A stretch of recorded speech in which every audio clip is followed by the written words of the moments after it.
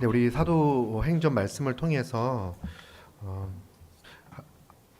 사도행전 말씀을 통해서 하나님께서 예수 그리스도를 통해서 교회를 세우시고 이 교회가 힘있게 이 땅 가운데 전진해 나가는 그런 모습들을 함께 살펴보고 있습니다.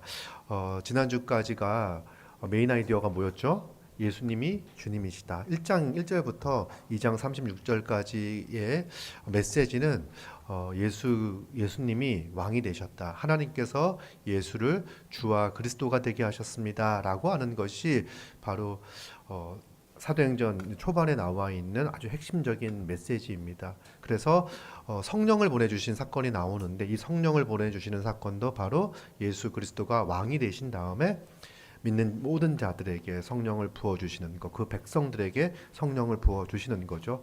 그래서 우리가 흔히 오해하는 게 구약은 하나님이 일하시고 이 복음서에 나와 있는 신약 초기에는 예수님이 일하시고 그 다음에 예수님이 승천하신 다음에 성령님이 일하신다 이렇게 생각을 하는 경우들이 있는데 그게 아니라 삼위 하나님이 처음부터 끝까지 함께 일하시고 계시죠. 그래서 예수님의 공생의 사역 가운데에서도 예수님이 공생의 사역을 시작할 때 성령이 임하시고 함께 그 일들을 하시며 또 예수님이 승천하신 다음에 성령이 증인이 되시잖아요. 그러면 예수님의 사역 모든 가운데 그 성령이 함께 하셨고 그것들을 낱낱이 성도들에게 전하며 알려주시는 그 역할을 하는 게 바로 성령님의 역할입니다. 지금도 성령님이 일하실 때 지금 성령의 시대라고도 이야기하고 하는데 지금은 성령의 시대 정확한 이야기로 정확하게 말씀드리며 하나님께서 예수님을 왕으로 세우셔서 예수님이 성령을 우리에게 보내셔서 통치하는 시대다라고 이해하는 게 보다 정확할 겁니다. 그렇게 하나님께서 예수를 주가 되게 하셔서 성령을 보내셔 지금 교회를 탄생시키시고 교회를 통치해 나가시는 그런 모습이 이제 사도행전 전반부에 나옵니다. 그때 1장 1절부터 2장 36절까지의 말씀이 예수님이 왕이 되셨습니다 라고 설명하는 거고 베드로가 일어서서 설교하는 내용이 뭡니까? 너희가 예수 그리스도를 법 없는 자의 손에 빌려 죽였지만 하나님께서 그를 구약의 예언대로 썩지 않으시고 죽으신 이후 부활케 하셔서 왕이 되게 하셨다, 주가 되게 하셨다라고 하는 게 이 복음의 핵심 내용입니다. 그리고 이제 베드로가 이렇게 설교를 했을 때 반응이 바로 오늘 37절부터 47절까지의 내용이에요. 이 복음을 들은 사람들의 반응이죠. 어떻게 사람들이 반응합니까? 이 말을 듣고 마음에 찔려 베드로와 다른 사도들에게 물어 이르되 형제들아 우리가 어찌할꼬 하거늘. 이들은 복음을 듣고 이 말을 들었다. 이 말이 뭡니까? 복음을 선포한 거예요. 예수 그리스도가 왕이 되셨습니다라고 하는 복음을 선포했어요. 그런데 이 복음을 듣고 그들의 마음엔 찔림이 있었습니다. 그럼 복음 이렇게 이야기하니까 복음은 기독교적 용어인 것 같아요. 기독교 용어 같이 들리잖아요. 불교에서 뭐 복음 이런 거 안 하잖아요. 그러니까 복음은 그냥 우리 한자로 이야기하면 복된 이야기, 복을 주는 이야기, 뭐 복된 이야기 이렇게 복된 말씀 이렇게 이제 복된 소리 이렇게 이야기할 수 있을 텐데 이 복음은 기독교 용어가 아니라 본래는 당시 그 헬라니즘 문화, 이 로마가 지배하던 시대의 복음은 어떤 의미를 가지고 있었냐면 정치적인 의미를 가지고 있는 단어였습니다. 헬라어로 유앙겔리온이죠. 유앙겔리온이라는 단어인데 이 단어는 로마 황제에 관한 소식에 사용되어졌던 단어입니다. 황제에 대한 좋은 소식이 바로 유앙겔리온 복음이었어요. 그래서 이 단어는 정치적, 군사적 승전보를 알릴 때 그것이 바로 복음이었어요. 정치적으로 승리했다. 그 정적과의 싸움에서 승리했다. 혹은 군사적으로 승리했다. 이 승리의 소식이 복음이었던 거죠. 이 배경을 보면요, 이 사람들이 복음을 들었을 때 왜 이게 복음으로 들렸는지를 아셔야 돼요. 그럼 배경을 살펴보면은요, 이제 기원전 이 복음이 사용됐던 신례입니다. 기원전 44년에 로마에서 별로 관심 없죠. 우리는 성경에만 관심 있으니까 로마에서 율리우스 시저가 카이사르가 암살을 당합니다. 기원전 44년에 암살을 당하면 이제 그 어떤 일이 벌어지냐면 암살한 사람들과 그리고 이제 암살한 자를에게 보복을 하려고 하는 두 세력으로 딱 갈라지게 되어졌어요. 그래서 율리우스의 양아들인 옥타비아누스와 그리고 율리우스의 친구인 안토니우스가 둘이 연합하여서 율리우스를 암살한 그 사람들을 제거합니다. 전쟁이 벌어진 거죠. 그리고는 이제 정적을 제거하고 나가지고 이 안토니오누스와 그 옥타비아누스의 안토니우스와 옥타비아누스의 이 연합이 금방 깨져요. 그래가지고 둘이 싸웁니다. 둘이 싸우면 누가 이길까요? 원래 이제 안토니우스는 그 율리우스의 친구잖아요. 그러니까 경험이 되게 많아. 그리고 안토니우스는 그렇고 옥타비아누스는 양아들이니까 이제 아직 어리죠. 근데 초기에는 이제 그 안토니우스가 좀 이렇게 유리한데 이게 계속 내전이 끈질기게 갑니다. 그러다가 이제 기원전 31년에 우리가 잘 알고 있는 무슨 해전이 일어나죠. 악티움 해전이 벌어지고 이 해전으로 인해서 누가 승리하냐면 이 해전 때 이 해전으로 그 옥타비아누스가 승리를 합니다. 그러면 이제 13년 동안 내전이 일었었잖아요. 로마에서. 그러면 사람들은 불안해서 지금도 우리가 지금 전쟁을 하고 있잖아요. 우리가 전쟁하고 있지 않은데 저 먼 나라에서 전쟁하고 있는데 난방비는 올라가고 있고 영향을 받고 있잖아요. 그리고 어떤 생각이 드냐면 우리도 전쟁 나면 어떡하나 이런 불안이 있죠. 근데 그 국가에서 이 제국 안에서 전쟁이 일어나고 내전이 일어나고 어떻게 되는가, 우리의 운명은 어떻게 되는가, 그리고 이렇게 내전이 길어지면은 외부의 이방 족속이 쳐들어와 가지고 뭐 이런 온갖 또 소문과 불안과 염려가 가득했던 시기가 13년이 지난 상태에서 옥타비아누스가 옥타비아누스가 나중에 아우구스투스가 되는데 이름이 되는데 옥타비아누스가 승리를 거두었다. 이 승리를 거뒀다는 소식, 로마의 패권을 옥타비아누스가 쥐게 되었다라고 하는 이 정치적 군사적 승전보가 바로 복음이었던 거예요. 유한겔리오. 그러면 이들이 복음이다, 예수 그리스도의 복음이다라고 이야기하는 건 뭡니까? 예수 그리스도가 왕이 되었다. 이 세상을 지배하고 다스리는 통치하는 왕이 되었다. 옥타비아누스가 왕이 되었다라고 하는 이 소식은 그동안 지루하게 지속되어졌던 내전은 끝나고 이제 다시 전쟁은 끝나고 평화의 시대가 옥타비아누스에 의한 평화의 시대가 도래하였다와 같이 이제 예수 그리스도가 왕이 되었기 때문에 그리스도로 인한 평강과 평화의 시대가 시작되었다라고 하는 의미에서의 복음이에요. 그러면 복음은 기쁜 소식이죠. 근데 문제는 이 기쁜 소식을 들었는데 이 사람들의 반응은 뭡니까? 찔려. 마음에 찔렸다고 이야기하죠. 뭐 양심의 가책을 느꼈다. 뭐 이렇게도 해석을 하는데 마음에 찔렸다는 이야기는 찔려라는 게 바늘로 딱 찔렸다는 그런 정도의 의미가 아니라 찔러 간통하다는 의미를 가지고 있습니다. 그러면 이거는 마치 총 맞은 것처럼 그런 극심한 고통을 뜻하는 거예요. 죽게 되었다라는 생각이 드는 거예요.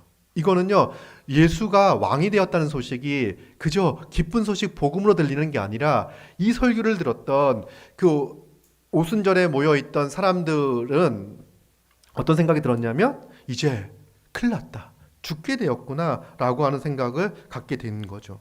그래서 마음에 찔려 어떻게 합니까? 우리가 어찌할꼬? 이제 우리는 어떻게 해야 됩니까? 왕의 처분만을 바랍니다. 왜 그렇습니까? 이들은요, 예수님을 법 없는 자의 손에 빌려 죽였던 자예요. 그러니까 어떤 거냐면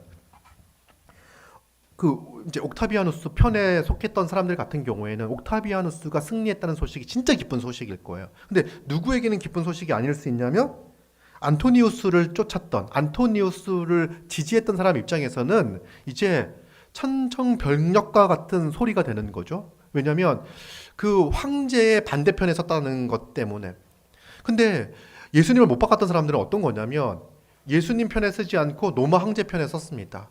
예수님 편에 서지 않고 예수님을 대척하고 반대하는 입장에 서서 예수님을 십자가에 못 박아 죽으라고 했어요. 그래서 이 체제를 전복하고 새로운 세상을 만들겠다고 하나님께서 보내신 메시아인데 그를 거절하고 거부하고 죽였어요. 여러분, 거절하고 죽였다고 한다면 누가 승리한 것 같아 보이죠? 죽인 사람들이 승리한 거잖아요. 아, 이겼다. 이제 끝났다. 잠시 소동. 예루살렘에서 벌어졌던 3년간 일어났던 이 소동은 이제 잠잠해지겠구나라고 생각을 하고 있는 찰나에 이제 자기들이 죽였던 그 예수 그리스도가 무덤에서 일어나 다시 살아나 왕이 됐다는 거예요.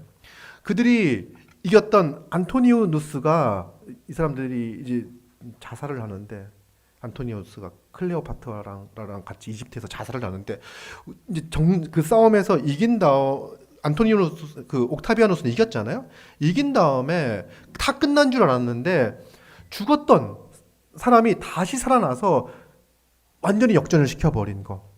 그렇기 때문에 예수님이 이제 무덤에서 썩어 없어지면 끝나는 건데, 그 예수 그리스도가 다시 살아나 왕이 되셨다는 소식을 전해 들었을 때 그들은 이제 두려워하고 공포 가운데 있는 것을 볼 수가 있습니다. 왜? 하나님이 보내신 메시아를 대적하고 그들이 예수님을 십자가에 못 박았기 때문에 그렇습니다. 근데 이제 어찌할꼬 이렇게 이야기를 할 때 베드로가 복음을 들려줍니다. 예수 그리스도가 왕이 되셨다는 것도 복음이고요. 이 복음은요, 모든 사람에게 미치는, 모든 이에게 미치는 유효한 복음이에요. 그 누구도 예외 없이. 근데 누구에게 적용이 되어지는 복음이냐면, 이제 자기가 예수 그리스도를 대적하고 십자가에 못 박았던 죄인이다라는 사실들을 기억했을 때 베드로가 이렇게 이야기하죠. 너희가 회개하여 각각 예수 그리스도의 이름으로 세례를 받고 제사함을 받아라.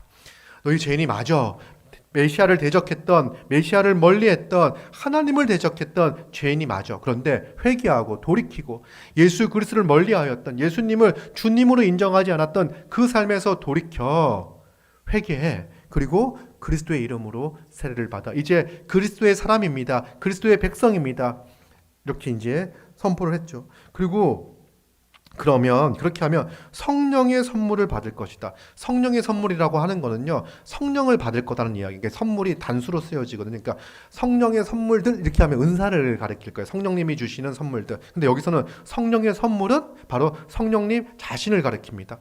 성령을 선물로 받는다는 건 뭡니까? 이들이 내가 예수님을 대적했어. 혹은 내가 그 로마의 황제를 대적했어. 옥타비아누스를 대적했어. 그래서 이제 죽게 되어져 있는 상황에서 은혜를 베풀어서 살게 해줄게. 그냥 목숨만 살려줄게.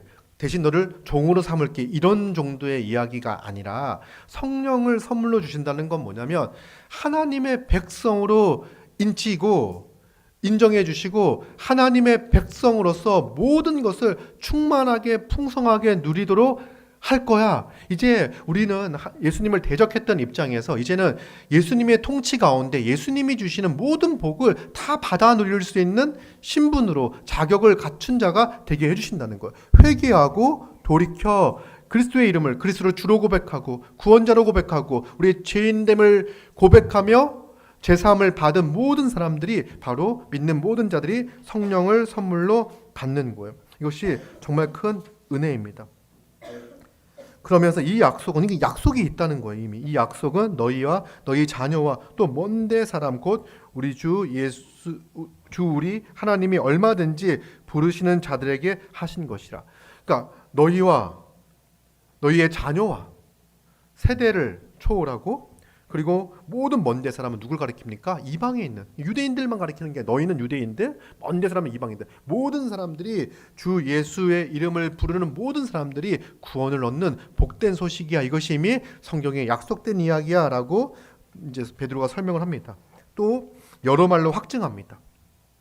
이렇게 이야기하고서 왜 그러해야 하는지를 베드로가 설명한 다음에 권하여 이르되 너희가 이 패역한 세대에서 구원을 받아라 라고 이야기합니다. 여러분, 구원을 받으라 라고 이야기하는 것은 뭐냐면, 여러분, 예수 그리스도가 왕이 되셨잖아요. 이제 그리스도의 통치 가운데 들어가라 라는 이야기예요. 우리가 죄와 사망의 권세 아래 있는 자들입니다. 그리고 이제 오늘 그 주일학교 찬양을 할 때 이제 돈으로도 못 가요 하나님 나라, 힘으로도 못 가요 하나님 나라, 벼슬로도 못 가요 하나님 나라, 백으로도 못 가는 하나님 나라, 아빠 백 이런 거 없습니다.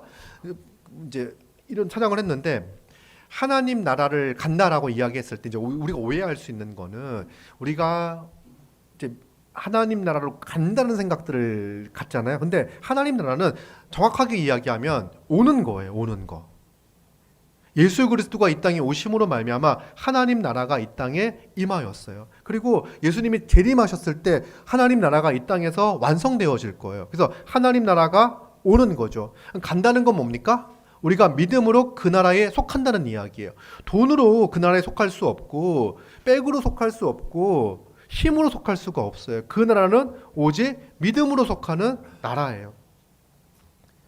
하나님 나라가 이 땅에 임하였습니다. 그래서 구원이다라고 이야기하는 건 뭐냐면 우리가 이 패역한 세대에서 하나님을 대적하고 예수 그리스도를 대적하여 자기를 왕으로 삼고 있는 이 문화 가운데 이 악한 사단 권세가 지배하고 있는 이 세대 가운데에서 구원을 받아 누구의 통치 안으로 들어가는 거? 예수 그리스도의 다스림과 그분의 선한 통치, 풍요롭고 보배로운 통치 가운데 들어가는 것을 구원이다라고 이야기를 합니다. 그래서 이 구원은 이미 믿는 우리 가운데 시작이 되어지고요. 이 구원은 언제 완성이 되어집니까? 예수 그리스도가 다시 오셨을 때 완성되어지는 거예요. 그때는요, 이미 구원받았지만 아직 완성되지 않은 구원을 우리는 살고 있습니다. 왜냐하면 구원받았는데 여전히 우리 가운데 어려움이 있고요, 고난이 있고요, 병듦이 있고 아픔이 있고 힘듦이 있어요. 주님이 다시 오셨을 때 이 세상이 완성되어지고 우리 병들지 않는 몸으로 신령한 몸 있죠. 성령의 인도하심을 신령한 몸이라는 건 뭐냐면 이렇게 산신령 같은 몸이 아니라 성령의 인도하심에 온전히 순종할 수 있는 몸으로 바뀌는 거예요. 그리고 이 몸은 하나님께서 주신 창조 세계를 마음껏 누리며 우리가 그 청지기로서 창조 세계를 다스리는 그 역할을 감당하는 자로서 그 일을 하기에 부족함이 없는 그 몸으로 바뀔 거예요. 그래서 아직 구원받지 못했다라고 이야기하는 건 뭐냐? 우리의 영혼은 이미 구원받아 하나님께 속해 있지만 아직 우리의 육체는 구원받지 못한 상태입니다. 그래서 주님이 다시 오시기를 기다리는 건 뭐냐면 그 완전한 날 우리를 구원하실 것을 기다리고 소망하는 거죠. 근데 이 구원이라는 것이 미래적인 이야기, 죽어서의 이야기가 아니라 지금 이 순간 가운데에서 구원을 받는 거예요. 이 순간 지금 이 상황 가운데 예수 그리스도의 통치 가운데 들어가는 거예요. 여러분, 우리는 구원받은 자입니다라고 이야기할 수 있는 몇 가지 증거들이 있습니다. 오늘도 우리 주 예수 그리스도의 통치를 받으며 살아가는 자들이에요. 우리는 하나님의 백성임을 어떻게 알 수 있습니까? 믿을 때 성령을 우리에게 부어주셔서 우리를 하나님의 백성으로 확증시켜 주셨습니다. 이게 하나님의 백성됨의 표징이죠.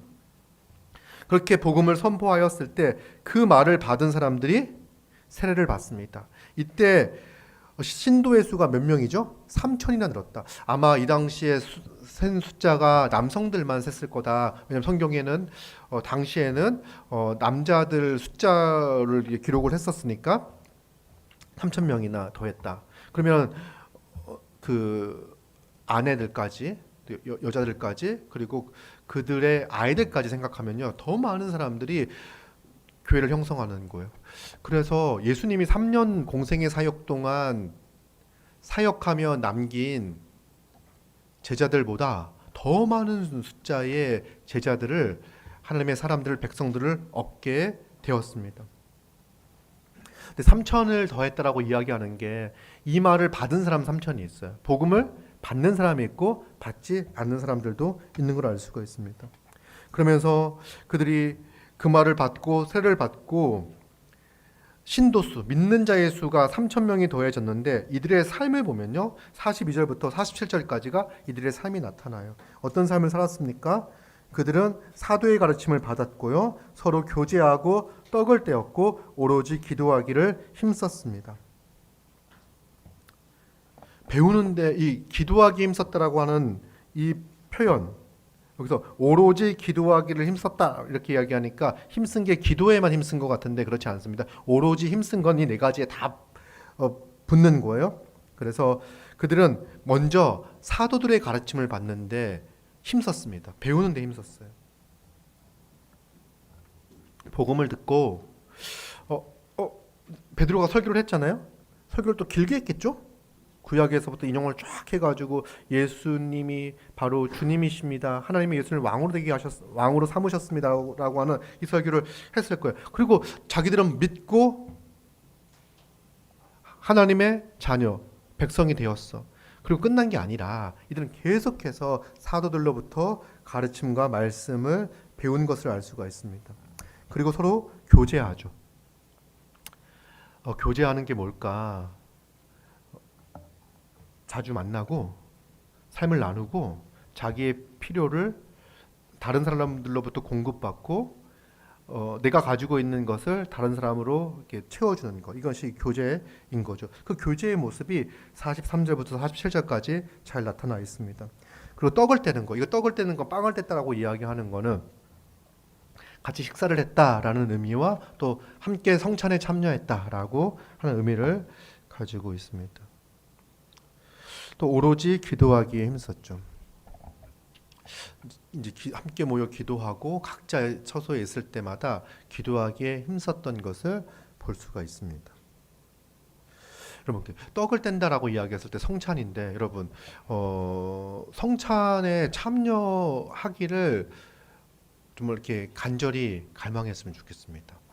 왜냐하면 이거는 신자의 마땅한 삶이기 때문에 그래요. 그래서 너무 우리 교회가 이제 회원 제도를 하면서 점검 과정들이 이제 있으니까 뭐 배우고 양육하고 확인하고 점검하면서 좀 이렇게 점점점 길어지기 때문에 성찬에 참여를 하는 게 점점 늦어지는 경우들이 있는데 그걸 대수롭지 않게 생각하지 않았으면 좋겠습니다. 빨리 회원 서약을 하고 혹은 세례받지 못하신 분들은 세례를 받고 성찬에 참여하여 주님의 이렇게 보여지는 말씀인 복음인 성찬을 통해서 은혜를 누리기를 기대하고 소망했으면 좋겠습니다. 좀 이 일을 위해서 온 교회가 함께 힘을 더 막 썼으면 좋겠다는 생각을 가집니다. 또 기도하는 것도 힘써야 됩니다. 여러분 기도하는데 힘씁시다. 이게 정말 특권인 거거든요. 이들이 하나님을 아버지라 부를 수 있는 특권을 얻게 된 거예요. 그죠? 그러니까 하나님의 자녀, 백성된 자들이 가장 기쁜 게 뭐냐면 이제 아버지 하나님께 기도하고 간구할 수 있다는 거예요. 여러분, 인생이 고달프고 힘들죠. 근데 왜 기도하지 않으십니까? 너무 바쁘죠. 근데 왜 기도하지 않으십니까? 불안과 염려가 있지 않습니까? 근데 왜 기도하지 않으십니까? 이 놀라운 특권과 고난이 우리에게 있는데 우리가 기도 훈련을 하잖아요. 정말 시간을 내어서 지금 뭐 기도했냐 안 했냐 이렇게 묻는 사람들 없죠? 스스로 시간을 정하고 기도하시기 바랍니다. 그리고 기도하는 그 기쁨과 즐거움들을 누렸으면 좋겠어요. 이게 우리가 말씀을 배운다, 기도를 한다. 이게 예수 그리스도를 주님으로 인정한 자들의 삶의 모습인 거예요. 첫째가 말씀, 기도, 이렇게 두 가지가 예수 그리스도의 주권을 인정하는 거예요. 그죠? 그래서 매일 아침마다 말씀을 보고 DBS를 하는 게 되게 중요합니다.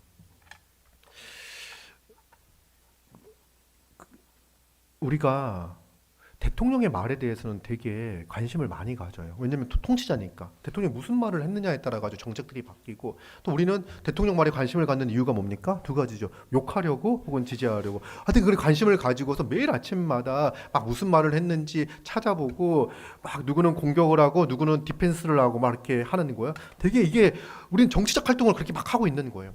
근데 신자는 뭐냐면 예수 그리스도의 그 말씀에 관심을 갖는 거. 아침에 7시에 출근길에 막 그렇게 듣는 사람들도 이제 뭐 라디오에 그런 프로그램들이 많이 있는데 아침에 좀 일어나서 말씀을 묵상하고 예수 그리스도께서 오늘 이 말씀을 통해서 나에게 힘을 주시고 위로하시고 하나님의 사랑을 알게 하시는구나, 은혜를 알게 하시는구나, 이런 부분들을 아는 거예요. 이게 뭐냐면 그냥 DBS를 한다, 기도를 한다, 종교적 행위를 하는 것이 아니라 이것이 바로 예수 그리스도를 주님으로 왕으로 인정하는 행위인 거죠. 그리고 주일날 함께 모여 말씀을 듣고 말씀을 나누고 이 말씀을 잊지 않고 기억하기 위해서 애쓰고 힘쓰는 거.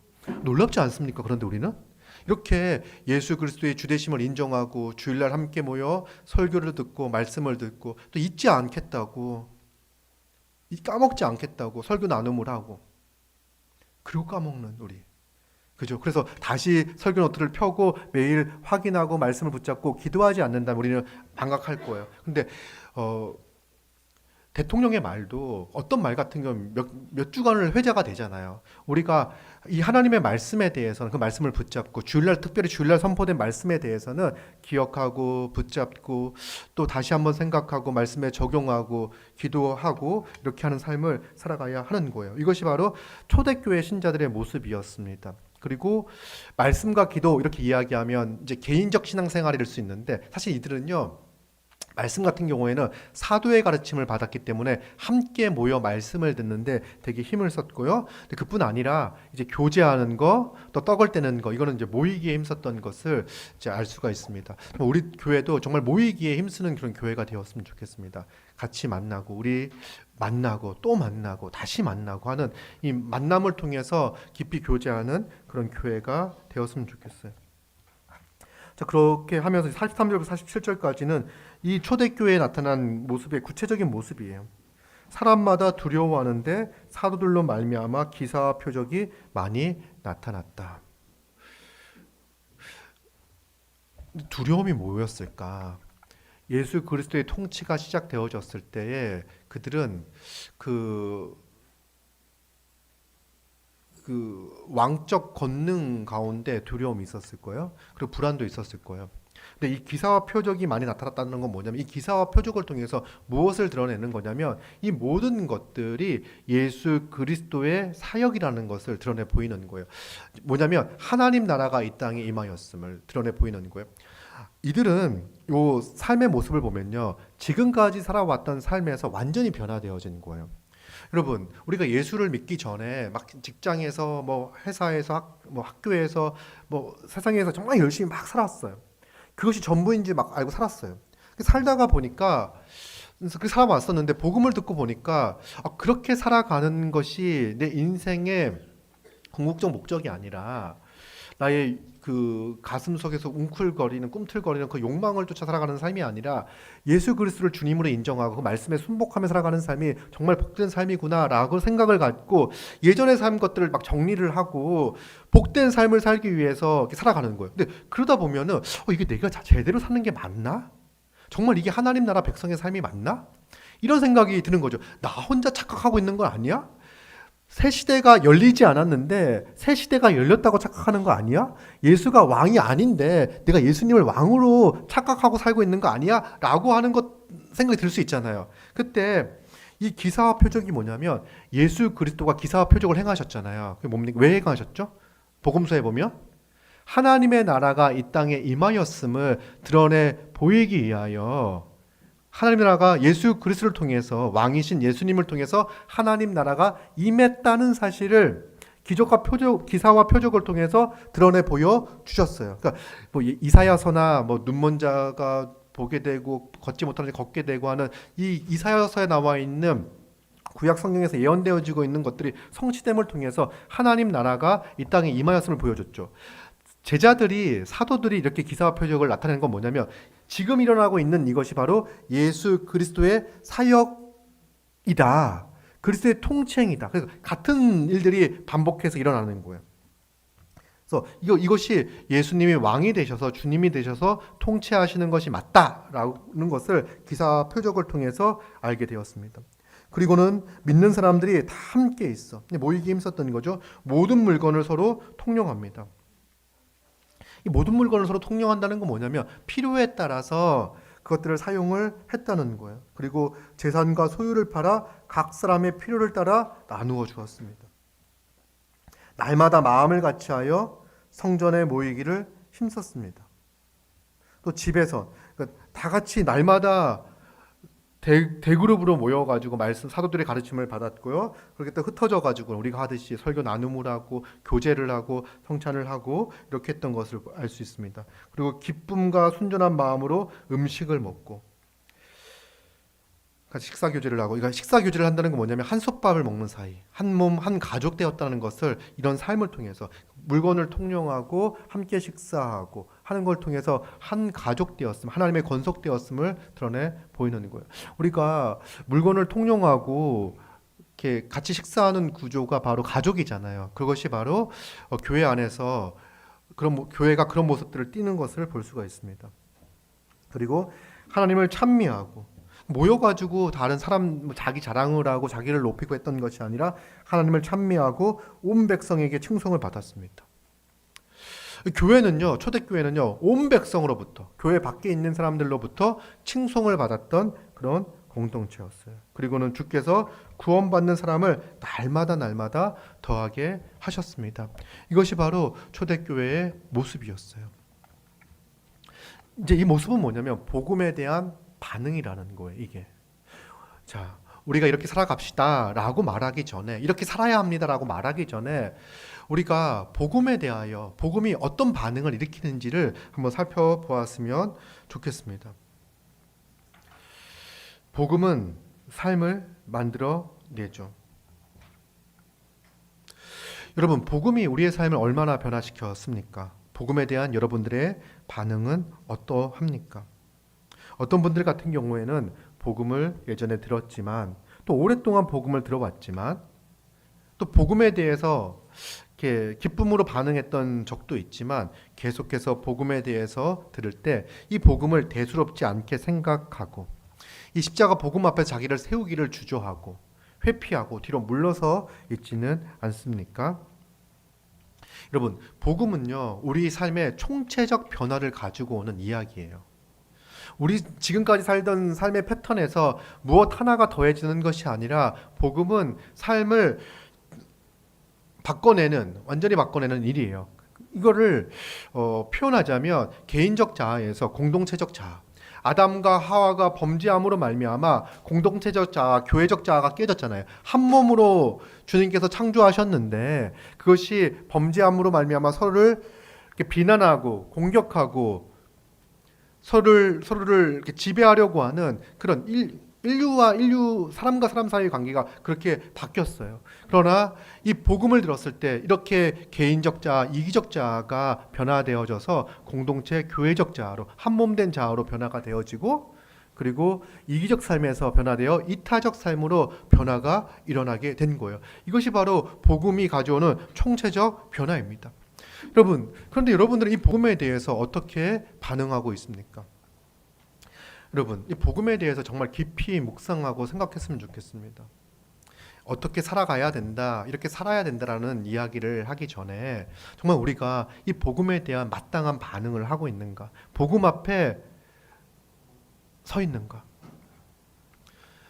정말 십자가 복음 앞에 섰을 때 내 마음에 양심의 가책을 느끼는 정도가 아니라 그 창이 내 폐부를 찌르는 것과 같은 고통 가운데 나의 죄인됨을 직시했을 때 내가 정말 하나님의 진노를 피할 수 없어 죽어 마땅한 자이구나. 내가 하루하루 살아가는 거, 내가 하루하루 선하게 살고자 애쓰고 노력하지만 그렇게 하지만 매일매일 하나님 앞에 쌓아 나가고 있는 그 죄의 모습들, 죄의 형벌들, 죄의 그 모습들을 볼 때 하나님께 형벌을 받아 마땅한 존재다라는 사실들을 알고 있죠. 오늘 그 하이델베르크에서 읽었던 것처럼 우리는 날마다 우리의 죄책을 증가시키고 있는 자입니다. 그러니까 우리는 왕이 되셨다는 것, 예수 그리스도가 왕이시다는 사실들을 받아들이지만 정말 내가 그 나라에 합당한 자인지 하게 되는 거죠. 그때 내가 어떻게 해야 될까? 근데 하나님께서 복음을 들려주세요. 예수가 왕이 되셨다는 것도 복음이고 이제 우리가 어떻게 하나님 나라 백성이 될 수 있는지를 알려주세요. 회개하고 예수 그리스도를 믿으라고 이야기하는 거죠. 이것이 복음입니다. 여러분, 정말 우리는 희망이 없기에 예수 그리스도를 믿고 신뢰하고 의지합니까? 예수 그리스도만이 우리에게 생명을 가져다 주시고 예수 그리스도만이 우리를 죄와 사망의 권세에서 건져내셔서 영원한 하나님 나라의 안식 가운데 거하게 할 수 있는 분이 오직 예수 그리스도이심을 여러분은 믿고 있습니까? 그렇다면 우리는 이 복음에 대해서 어떻게 반응하겠냐는 거예요. 여러분, 우리는 예수님을 대적하고 있었던 입장이에요. 그래서 예수님이 왕이 되셨다고 이야기했을 때 목숨만 살려줘도 감사하다라고 말할 수밖에 없는 그런 자예요. 그런데 우리가 맞아요. 제가 잘못했습니다. 저는 정말 죄인입니다. 내 힘으론 구원받을 수 없는, 내 힘으로 하나님 나라에 들어갈 수 없는 그런 자입니다. 내 힘으로는 지금 이 순간에 왕이신 예수 그리스도의 통치 가운데 형벌을 받아 영원히 그 나라에서 쫓겨나야 하는 것이 마땅한 자입니다. 그러나 주님, 내가 회개하고 돌이킵니다. 예수 그리스도가 나의 구원자 되십니다라고 고백을 할 때 주님께서 우리를 용서하여 주실 뿐만 아니라 어떻게 하십니까? 성령을 선물로 주시는 거예요. 그렇게 예수님이 우리의 모든 죄를 대신하여 죽으신 대속적 죽음을 죽으신 구세주이며 우리를 다스리시는 주님으로 인정을 하잖아요. 그때 믿는 우리에게 성령을 보내주셔서 우리가 나약하게 그런 표현을 쓰더라고요. 어떤 분은 우리가 이제 빚이 너무 많아. 그래서 우리가 제사함을 받는다라고 했을 때 내가 가지고 있는 그 빚을 다 탕감받은 거를 이제 구원이다라고 생각을 많이 하는데 이제 그 탕감받았으면 어떻게 합니까? 이제 내 힘으로 한번 잘 살아봐야지. 지긋지긋한 빚에서 해방되어졌네. 그게 아니라 이제 주님이 우리에게 베풀어 주신 그 구원은 비유적으로 이야기하면 빚이 탕감된 게 아니라 내가 빚졌던 것 이상으로 통장에 채워지는 거다. 우리가 하나님 앞에 의를 행할 수 없는 자이기 때문에 죄만 쌓았죠. 근데 이제 우리는 그 모든 죄악이 사해진 것뿐만 아니라 뭐가 우리에게 주어진 거죠? 그리스도의 모든 의가, 그리스도의 그 모든 좋은 것들이 선물이 우리에게 주어진 거예요. 그래서 이제 우리의 힘이 아니라 성령을 선물로 받아 그리스도의 모든 것을 가지고 살아갈 수 있는 그런 존재가 되게 해 주신 거예요. 그래서 살아갈 수 있는 거죠. 여러분, 이게 42절부터 47절까지 나와 있는 모습을 보면은요, 이렇게 우리가 살기가 힘들다는 생각들을 가져요. 여러분, 이런 모습들이 정말 가시적으로 초대교회에 정말 힘있게 나타났거든요. 그리고 어떤 사람들은요, 칭송을 합니다. 많은 사람들이 칭송을 하고 하죠. 그런데 여러분, 이런 삶을 살아낸다고 한들 모든 사람들이 예수님을 믿는 건 아니에요. 그 삶을 보면서 정말 좋아하는 사람들도 있어요. 칭송하고 나도 저런 삶을 살았으면 좋겠다라고 하는 사람들도 있을 거예요. 근데 대부분은 칭송은 하지만 상종하지 않으려고 합니다. 그들이 꿈꿨던 이상적인 삶일 수는 있지만 여러분, 이 삶은요, 어떻게 보면 세상 사람들이 욕망하고 있는, 꿈꾸고 있는 삶이랑은 달라요. 왜 그러냐면 우리가 예수를 믿으면 이제 복 받는다고 이야기를 하잖아요. 근데 이 복의 성격이 우리가 생각하고 있는 이 복의 성격과는 좀 다릅니다. 어떻게 다를까요? 우리가 이 땅을 살아갈 때 지금 가지고 있는 것보다 지금 가지고 있는 소유, 빚 말고 소유의 100배, 1000배를 갖게 되면 우리 복을 받았다고 생각을 할 거예요. 성경은 뭐라고 이야기하냐면 예수를 믿으면 현세에 100배의 복을 받는다고 이야기를 하고 있어요. 그러니까 근데 그 전제 조건이 뭐죠? 뭐 전토, 뭐 논이나 밭이나 부모님이나 가족들이나 이 모든 것들을 떠나면, 버리면 현세에서 100배의 복을 받을 거다라고 이야기를 하죠. 그러니까 예수 그리스도를 믿는다는 것은 삶의 터전이 바뀌어버리는 거잖아요. 삶이 완전히 바뀌어버린다고 했을 때 지금까지 내가 의지하고 의존하고 살아왔던 삶에서 벗어나 새로운 삶을 살아가는 거예요. 그때 성경은 뭐라고 이야기하냐면 이런 새로운 삶을 살아갈 때 현세에서 100배의 복을 받을 거라고 이야기를 해요. 그러면서 박해도 겸하여 받을 거라고 이야기를 해요. 그러면 현세를 살아갈 때 우리는 박해, 고난이 있을 거예요. 근데 고난만 있는 것이 아니라 100배의 복을 누리며 살아갈 거예요. 이 땅을 살아갈 때. 근데 그 100배의 복을 누리는 삶의 모습이 뭐냐라고 이야기했을 때 이 43절부터 47절까지의 모습이 바로 100배의 복을 누리는 삶의 모습인 거예요. 근데 가만 보면 이상해요.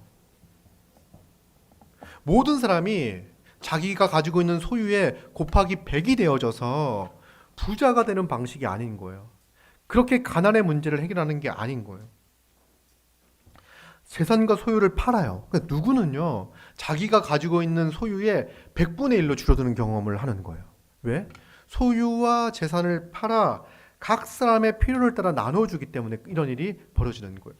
어떤 사람은 뭐 재산이 있는 사람들은 그 재산을 팔아 그렇게 할 거고요. 어떤 사람은 힘이 있는 사람들은 자기의 힘, 자기의 재능을 오로지 자기를 위해서 사용하는데 썼다면 이제 이걸 가지고 다른 사람들을 돕고 섬기는 데 쓸 거예요. 그러면 세상적으로 봤을 때 이건 여러분 성공한 인생은 뭐냐면 이제 세상에서 말하는 성공한 인생은 뭐냐면 지금의 재산의 100배를 내가 하는 거, 그 다음에 수많은 사람들이 나를 위해서 일하는 거예요. 여러분들이 기업 오너가 됐다라고 이야기를 한다면 수많은 사람들을 내가 임금을 주고 고용하여 이 회사를 위하여 나를 위하여 일하는 사람들을 많이 드는 거. 그래서 성공한 사람은 나를 위하여 운전을 해주고 나를 위하여 밥을 해주고 나를 위하여 정원을 가꿔주는 많은 사람들을 두면은 자기의 인생이 성공했다, 그런 인생이 성공한 인생이라고 생각을 하는 거예요. 근데 이 교회에서 나타나는 모습은 그런 게 아닌 거예요.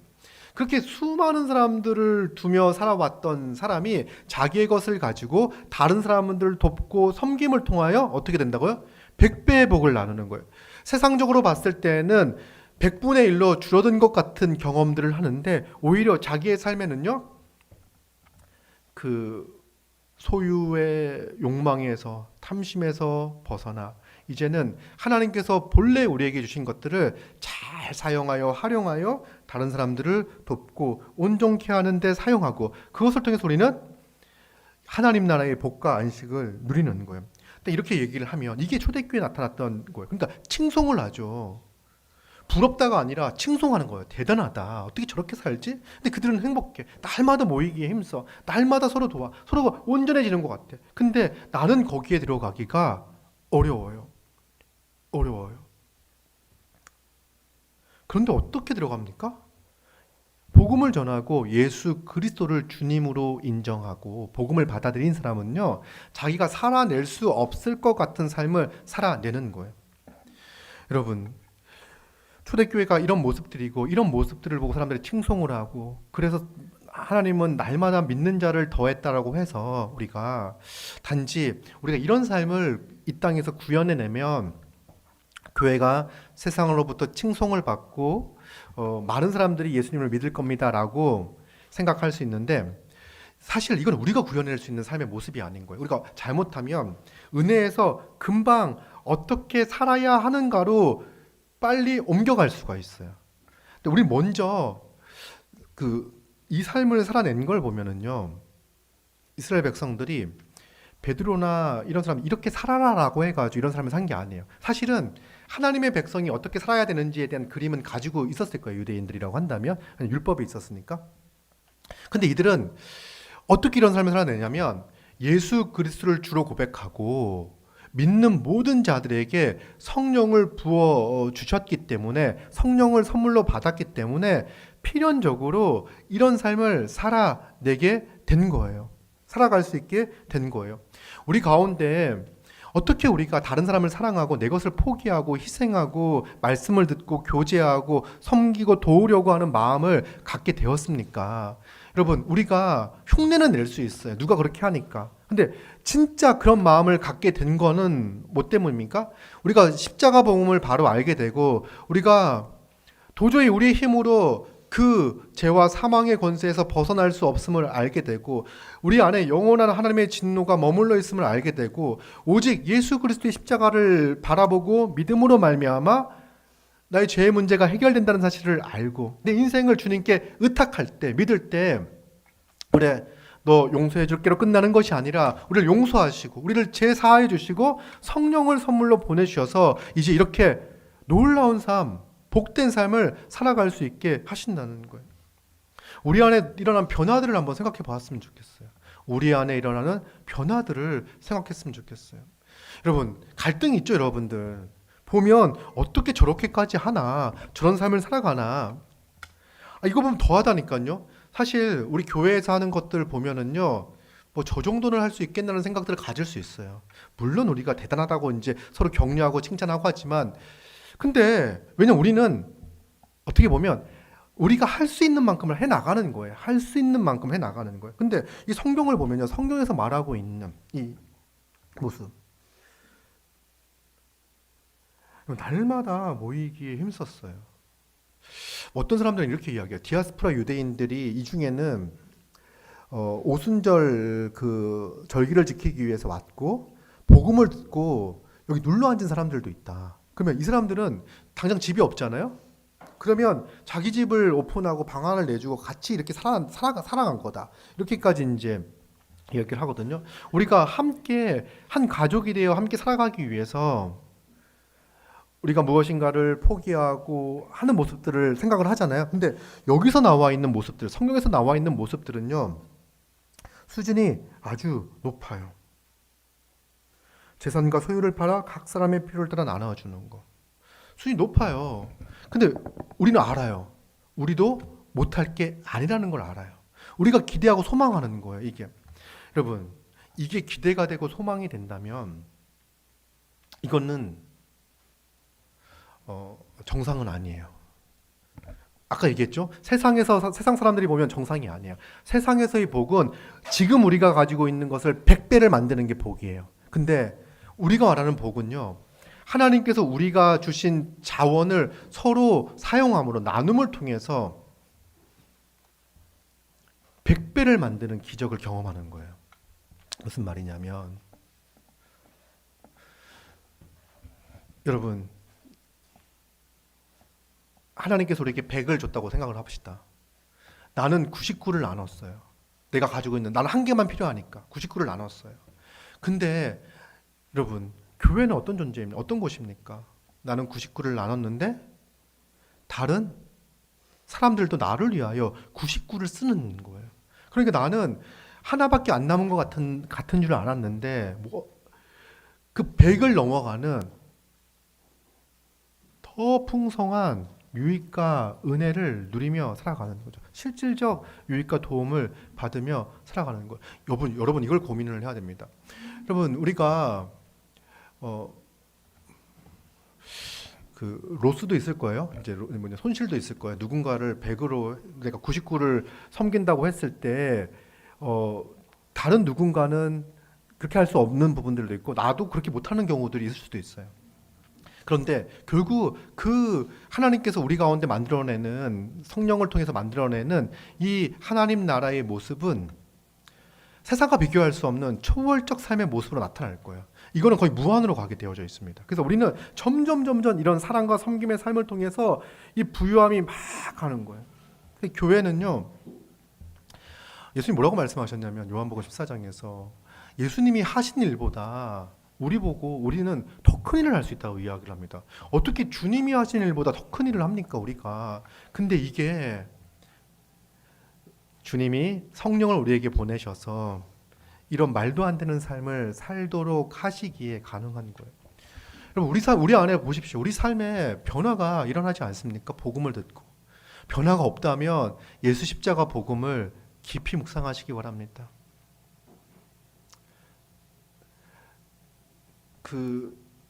딱 요 정도만 느꼈으면 좋겠어요. 정말 이렇게 복음 앞에 십자가의 은혜 가운데에서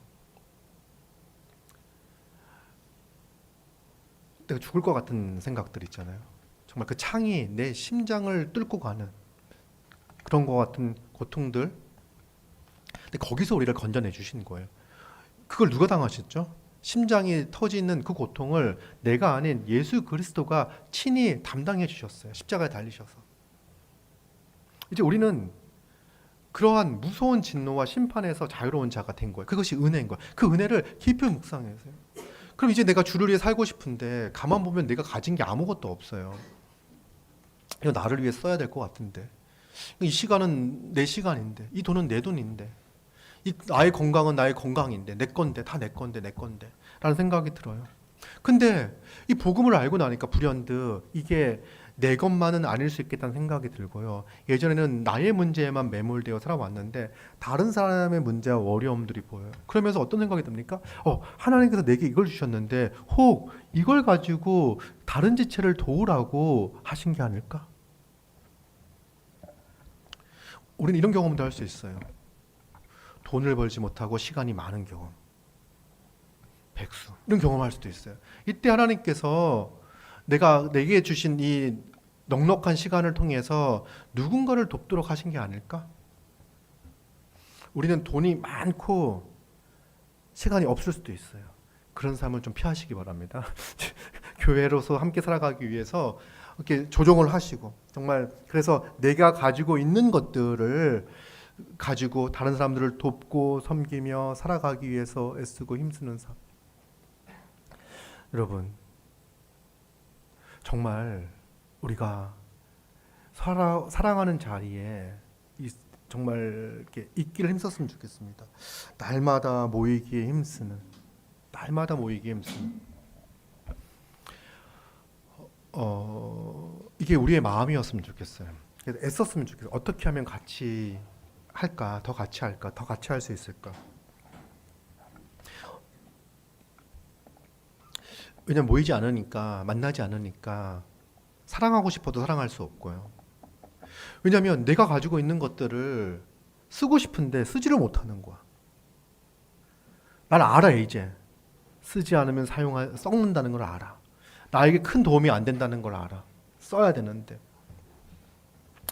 그래서 만남의 자리라든지 교제의 자리라든지 서로를 온전케 하는 자리, 풍성케 하는 자리에 대해서 우리가 기쁜 마음으로 참여할 수 있게 되는 거죠. 이것이 하나님께서 우리에게 일으켜 주신 놀라운 변화입니다.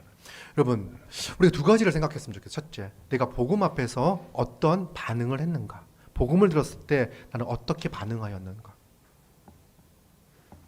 두 번째, 이 십자가 복음이 나를 어떻게 변화시켰는가? 내 삶에 어떤 변화가 일어나고 있는가?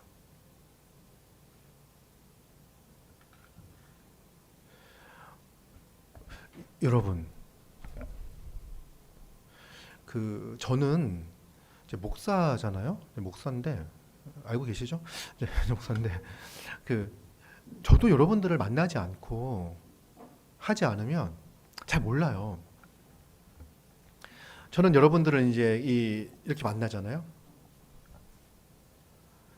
주일날 저는 여러분들을 가장 사랑하는 방법이 일주일 동안 열심히 성경을 연구하여 설교를 잘 준비하여 설교하는 것이 여러분들에게 최고의 사랑을 전하는 방법이라고 생각을 하고 있어요.